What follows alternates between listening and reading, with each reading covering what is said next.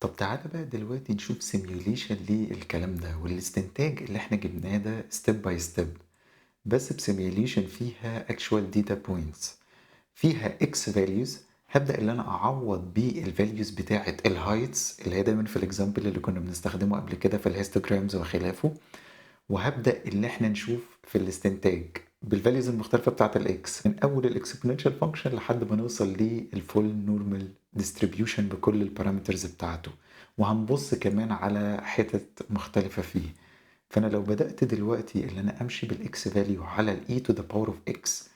باشوف لكل X value إيه الe to the power of X هالاقي إن الvalues بتاعتي كبرت بسرعة جدًا، كانت ماشية في الأول بالراحة وبعد كده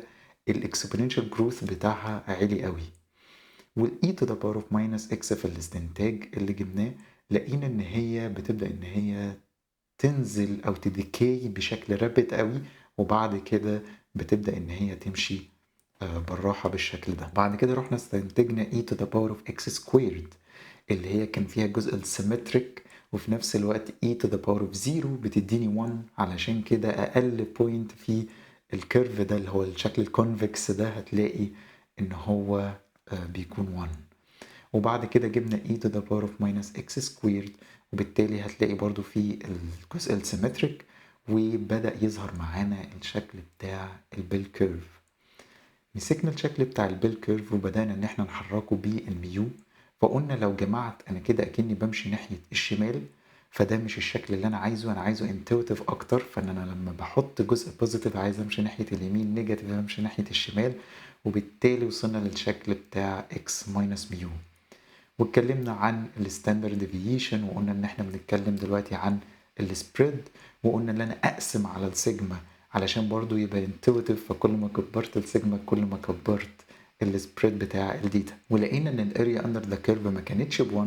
وبالتالي قُمت قاسم على الnormalization factor علشان أضمن إن هي تطلّع لي probability density function حقيقية، وبكده تبقى حصلت فعلًا على الشكل بتاع الprobability density function في الnormal distribution. وده شكل كده اديهولك كبونص هو شكل الstandardized data إن أنا دلوقتي عندي distribution اللي هو الpurple ده عمّال يتغيّر، فهو مش standardized يعني إيه؟ يعني مش بيfollow الstandard normal distribution. الstandard normal distribution هو الdistribution اللي ليه الmu بتاعته ب0 والسيجما بتاعته ب1 فبالتالي الdistribution اللي عمّال يتغيّر ده مش standard normal distribution علشان أحوّله لstandard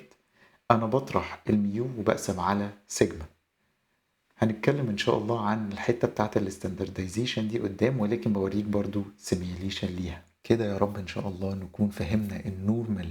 distribution، فهمنا الGaussian distribution ده من أول الexponential function وإزاي حد زي جاوس فكّر فيها، لحد ما نفكّر فيها ونقول الnormal distribution حاجة فعلًا critical أوي، لإن هو بيموديل حاجات كتيرة جدًا موجودة في الطبيعة، وفي نفس الوقت ليه خصائص مختلفة، وفيه parameters لطيفة